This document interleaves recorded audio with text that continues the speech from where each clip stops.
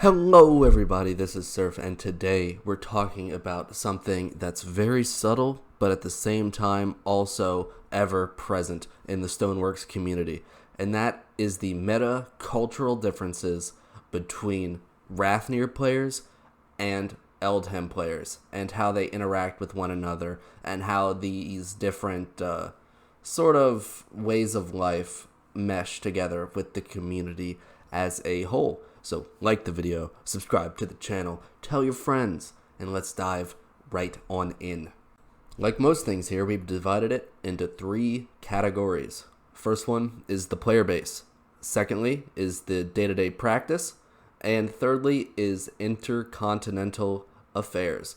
Starting with the player base, Eldham is generally younger than players on Rathnir, generally. You'll find exceptions everywhere, I'm sure. But if you take a big bird's eye view, I think you'll find that Eldham has a lot more of the newer players and a lot more of the younger players. And I think that is because Rathnir is very well established. People have a lot more to lose on Rathnir, so everyone's always on Rathnir, at least when Eldham first opened up. Eldham, on the other hand, when it first got started, there wasn't anything there. And people were going there to make a fortune rather than cultivate their careers like most people were doing in Rathnir. Also, you can look at specific spaces of free time.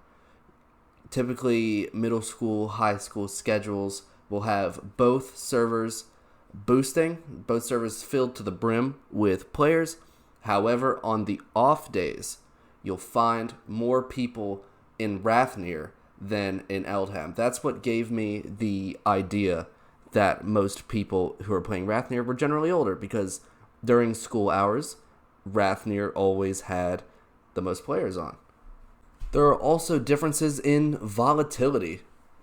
Eldham is generally calmer in the big scheme of things. I contribute this to the UNE and to other alliance network apparatuses that actively discourage wars, and the alliance networks that sort of formed in early Eldham prevented a lot of massive wars.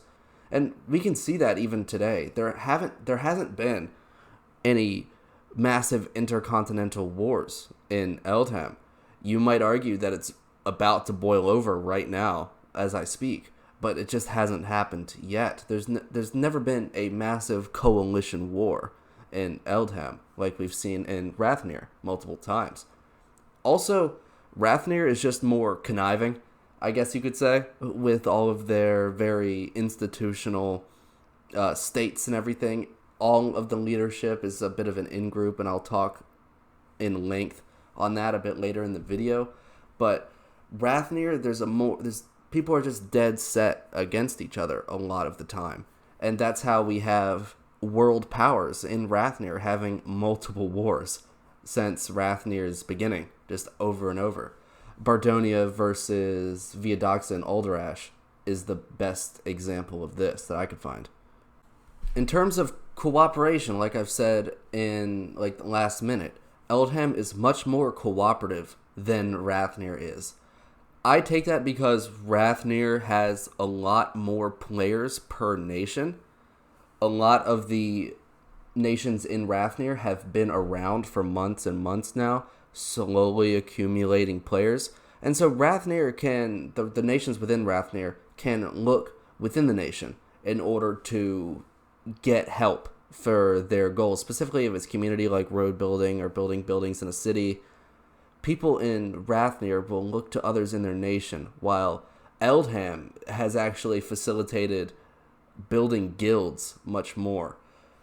People in Eldham are more willing to look outside the nation for national objectives, not military ones, because then that gets dicey. But if you wanted to build a building or a canal or like a mountain or a castle, people in Eldham are much more willing to outsource, I guess you could say.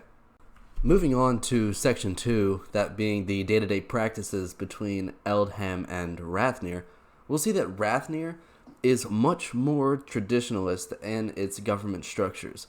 You'll find the majority of monarchies, sort of feudal states going on in Rathnir.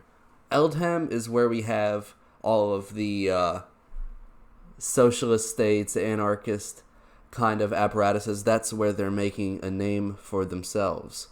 The leftists, extremists is not the right word, but the unorthodox political ideologies seem to grab hold much more easily in Eldham than it does in Rathnir.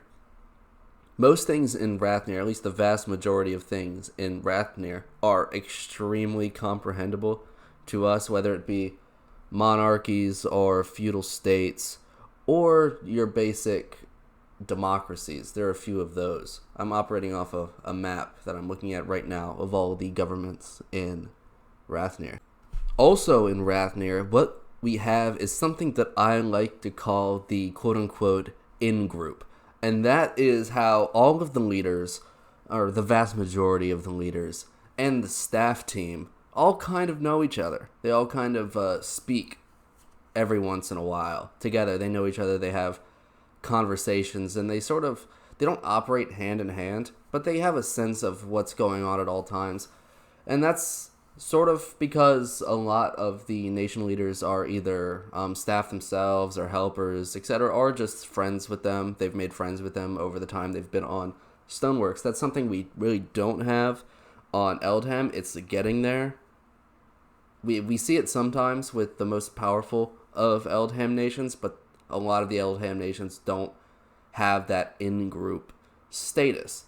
It will come, but it's not here just yet, and that's just because Eldham is newer and all of the leaders have less of a reputation than those on Rathnir do.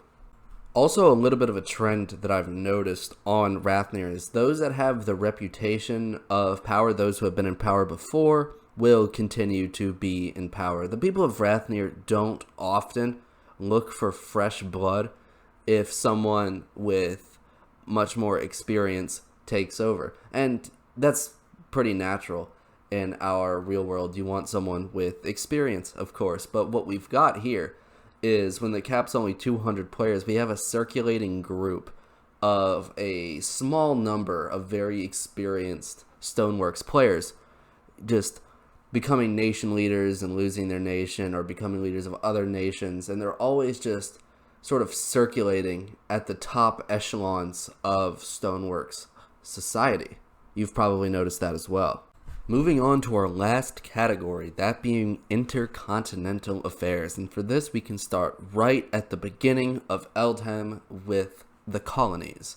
Now, the colonies, people expected the colonies to be monolithic and take sort of the same route of the relationship between Europe and Americas, but that's not what happened.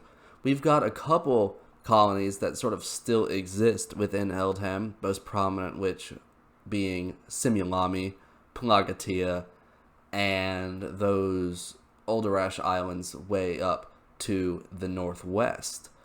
However, most other colonies seem to have completely either been kicked out or assimilated. My immediate thoughts go to the Viadoxan colonies peppered throughout Eldham that were eventually absorbed by other nations, as well as the Eldham Trade Company, which was set up by Bardonia and is now a series of states, most principal of which is Batu. So all the colonies were overall pretty unsuccessful for the most part, unless you're Similami, Plagatia, or Olderash, as previously stated. There's also much more minor players. Nova Regna is one of those.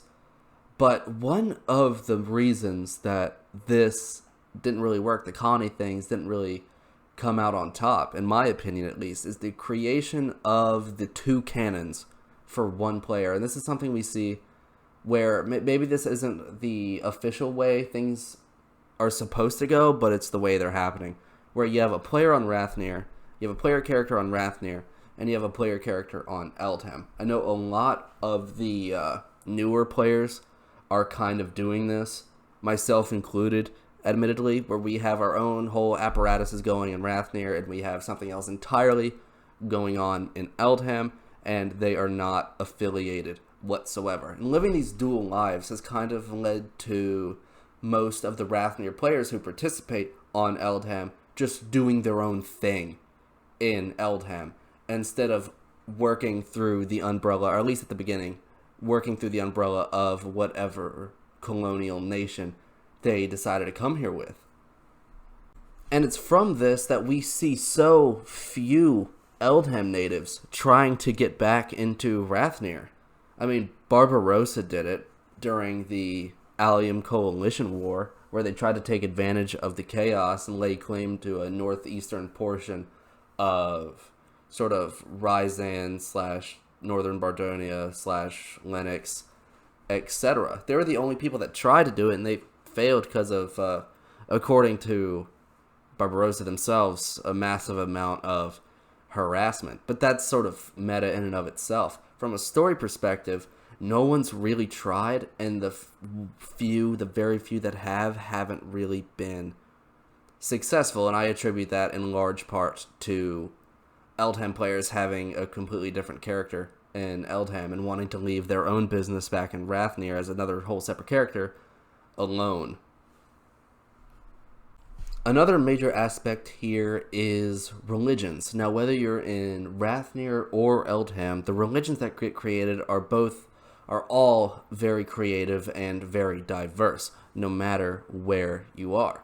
But going back to this two separate lives, these two separate canons going on, there's not a whole lot of missionary work, if you've noticed. The colonies keep their religions, the current colonies that continue in operation keep their religions from Rathnir. However, you don't see a lot of missionary work going on. You don't see a lot of people trying to convert other people. And you can say that's progressive or whatever, but that doesn't make for the best storytelling when we can have sort of religious extremists of Garfism or something. We can get meme religious crusaders, or any religious crusaders for that matter, as long as it's fictional, and that would make a lot of sense, number one, and it would make for great wiki pages, wars, etc. if there was just missionary outposts. Imagine like temples of Solaris that just operated completely independently around Eldham and tried to exert influence over the nations that they resided in. I think that would make a good story. That's just one example. You can do your own thing. Lastly, but not leastly, in the Intercontinental Affairs, we have influences, and it seems that religions all over, whether it be Rathnir or Eldham, and Rathnir itself influences Eldham, but not the other way around. Like I've said, the people with the two cannons thing going on want to keep their business in Rathnir totally separate, and so there's a lot of trade, or you can say figuratively, there's a push towards Eldham, but not so much of a push back towards Rathnir. There's an imbalance in the give and take. Eldham is absorbing a lot, and Rathnir is sending a lot its way, mainly in terms of players and the ideas that those players carry with them. But Eldham, I think that's good for Eldham, at least for now, at least for today and the past, because Eldham has a lot less lore going for it, but at the same time, the institutions that are being created in Eldham, such as the UNE and etc., these massive alliance networks that are forming, facilitate a creation of lore and history with real players that will make it so much faster than how long it took for Rathnir to get its own real stories. Because anyone can go on a wiki and write an origin story in an afternoon.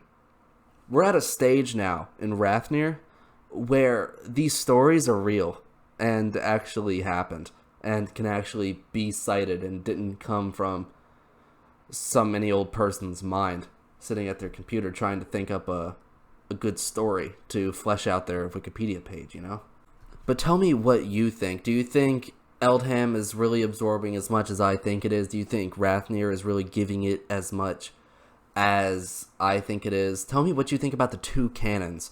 Do you have two separate sort of lores going on? One for Rathnir, one for Eldham? Let me know. Tell me what you've seen other people do. And tell me about your colonial experience right at the beginning of Eldham. Tell each other stories. I think that would be a nice thing to see. Until next time, I'll see ya.